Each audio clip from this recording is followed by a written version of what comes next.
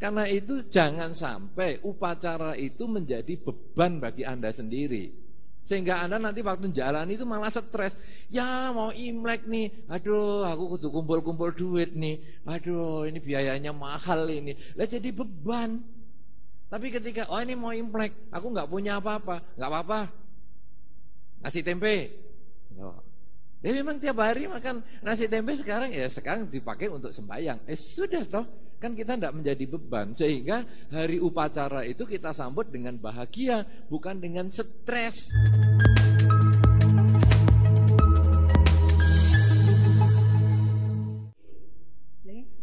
Saya Sony dari Kelenteng Taikaksi, Semarang. Ada beberapa hal yang saya ingin sampaikan. Yang pertama, kalau kita bicara budaya Tionghoa, kita membicarakan mengenai yang pertama adalah kosmologi dan kedua etika dalam simbolisasi etika. Nah, dalam kita menuangkan simbol-simbol ini dalam di sini sembahyang, itu kita memerlukan berbagai macam pernak-pernik sembayangan. Yang mana kalau kadang kita lihat di sebuah altar sembahyang itu begitu penuh, banyak sekali, dan ada orang yang mengatakan itu boros. Nah, menurut, terserah Bante yang jawab atau Pak Haji yang jawab, menurut Anda berdua ini, apakah itu bisa disederhanakan atau mungkin ada solusi lain yang terbaik bagaimana?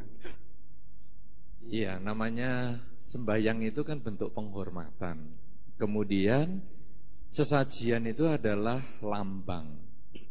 Karena itu ketika Anda bisa memahami lambang-lambang itu, maka jumlah seperti yang tadi disampaikan Pak Haji tidak harus standar. Karena jumlah itu pasti ada yang jumlah, misalnya seperti kita kalau makan pesta besar, tapi tidak harus tiap hari kan pesta besar. Kalau pesta besar tiap hari 2 bulan aja saya kira, ya kalau kita duitnya terbatas jelas bangkrut. Tapi kalau duit kita tidak terbatas, kolesterol mumbul ya. Jadi sakit juga datang karena kebanyakan pesta. Tapi kalau sekali-sekali pesta kan ya nggak ngapa-ngapa. Jadi kalau memang seandainya kita sendiri, tadi kan diceritakan kalau misalnya upacaranya di tempat ibadah. Kalau di tempat ibadah cenderung dia menggunakan yang lengkap. Ya, karena dia disponsori oleh banyak orang. Tetapi kalau di rumah, yang seperti tadi Pak Haji yang sampaikan, tidak akan menggunakan yang lengkap itu. Walaupun ngerti lengkapnya itu bagaimana, tapi beliau akan menggunakan yang standar. Standar apa? Standar medium atau standar minimal. Minimalis atau mau yang mana. Nah, jadi itu sebetulnya kenapa? Karena yang penting adalah niat. Satu ketika ada seorang umat Buddha yang karena jualannya sungguhan, pernah jenazah, ya ini cerita jenazah yang meninggal itu sempet loh. Sudah ditutup petinya tapi tidak dikasih sepatu. Dia ngomong, ya kan memang sepatu bukan untuk yang meninggal toh. Ini nggak pakai sepatu ya nggak ngapa-ngapa. Yang meninggal di kuburan yang nggak jalan-jalan. Toh di alam lain dia juga bukan pakai sepatu ini. Masa sepatunya pakai sepatu cat? Kan nggak usah. Jadi ditutup ya nggak pakai sepatu. Tapi ya nggak ngapa-ngapa. Kenapa? Ya karena itu hanya bagian dari tradisi. Ya digembol orang bendol. Tapi kalau Anda mau belikan sepatu yang mahal, kalau memang Anda mampu, ya silakan. Karena itu jangan sampai upacara itu menjadi beban bagi Anda sendiri. Sehingga Anda nanti waktu jalan itu malah stres. Ya mau Imlek nih, aduh aku kudu kumpul-kumpul duit nih. Aduh ini biayanya mahal ini. Lah jadi beban. Tapi ketika oh ini mau Imlek, aku nggak punya apa-apa, nggak apa-apa. Nasi tempe. Ya memang tiap hari makan nasi tempe sekarang dipakai untuk sembahyang. Sudah toh, kan kita tidak menjadi beban. Sehingga hari upacara itu kita sambut dengan bahagia, bukan dengan stres. Coba saudara-saudara, ada kan di antara kita yang hari upacara bikin kita stres. Waduh, ini mau upacara peringatan ini nih. Ini mau cokinya si A nih, cokinya si B. Stres. Kenapa? Karena Anda dibuat stres sendiri. Padahal kalau sekarang ya sudahlah seadanya. Misalnya tadi beliau mengatakan ada nasi, yang penting ada nasi, ada lauk secukupnya. Sudah lauk yang mungkin kita biasa makan atau kita tahu orang yang kita sembahyang ini sukanya itu, ya sudah. Dan kita memahami maknanya apa. Orang yang meninggal saja saya kasih yang terbaik untuk dia. Saya kasih yang paling dia sukai. Ini orang yang sudah meninggal. Apa sekarang sikap saya yang hidup saya mau sak kedeping netro ini untuk mereka yang masih hidup? Kalau yang meninggal saja saya sediani yang dia sukai, yang masih hidup tentu harus juga saya perhatikan. Nah, kalau yang meninggal itu saya perhatikan tiap cokinya, setiap peringatan kematiannya, maka yang hidup ini kita perhatikan setiap saat. Orang tua kita yang masih hidup, jangan orang tua kita yang sudah meninggal kita sembayangi sampai nangis-nangis. Yang hidup mau apa? Mau makan, ambil sendiri. Loh kenapa? Masih hidup kok kamu? Lah itu kan sudah meninggal, kok kamu openi? Lah justru meninggal itu saya openi. Kalau kamu meninggal, aku juga openi juga. Lah ini kan anak durhaka kalau caranya begini. Justru ketika dia sudah meninggal kita upacarai, kita kasih makanan yang sesuai dengan keinginannya dia. Tapi begitu dia masih hidup, ini justru kita layani dengan maksimal. Mumpung dia masih hidup, karena hidup itu hanya sekejap mata saja, mung mampir ngombe saja. Nah ini makna ini kalau kita sudah mengerti, maka upacara itu menjadi lambang. Kalau upacara itu menjadi lambang, kita bisa mengambil yang minimal yang kita mampu. Kalau sudah minimal yang kita mampu, akhirnya tidak ada yang mewah, tidak mewah, berlebihan, tidak berlebihan. Karena semua cocok dengan ukurannya sendiri. Lah kalau leluhur senangnya rokok, ya rokok menyan ya boleh. Rokok siong, zaman dulu ada beberapa leluhur dikasih rokok kelobot loh. Ya boleh. Nah memang dia sukanya itu. Artinya apa? Kita dididik dengan tradisi ini memperhatikan kebutuhan pihak lain.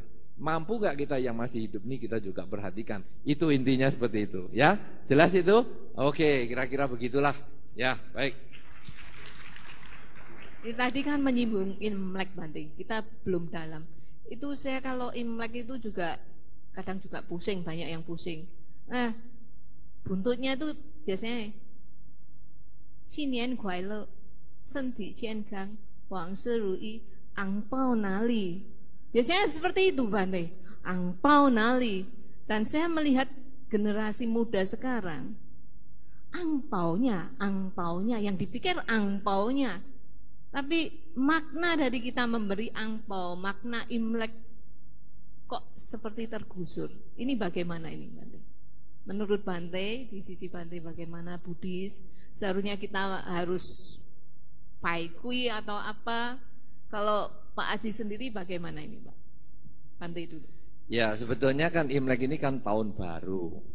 Setahu saya dulu kalau saya kecil, itu ucapannya bukan Gongxi Fa Cai loh, tapi Xin Chun Kyong Hee, ya Xin Chun Kyong Hee. Itu sebetulnya kan bukan, tidak ada hubungannya sama sekali dengan Pak Jai itu. Ya kita cukup mengucap selamat tahun baru dan lain sebagainya. Nah kemudian karena zaman ini memang zaman agak materialis. Ketika Anda punya anak, kemudian anak ini punya teman lawan jenis, biasanya kita itu akan tanya, pacarmu kendaraannya apa ya? Rumahnya mana? Loh kok gubuk reot itu ya? Nggak cocok sih sama anakku. Loh. Tapi kalau wah ini mobilnya termasuk mewah ini. Wah langsung.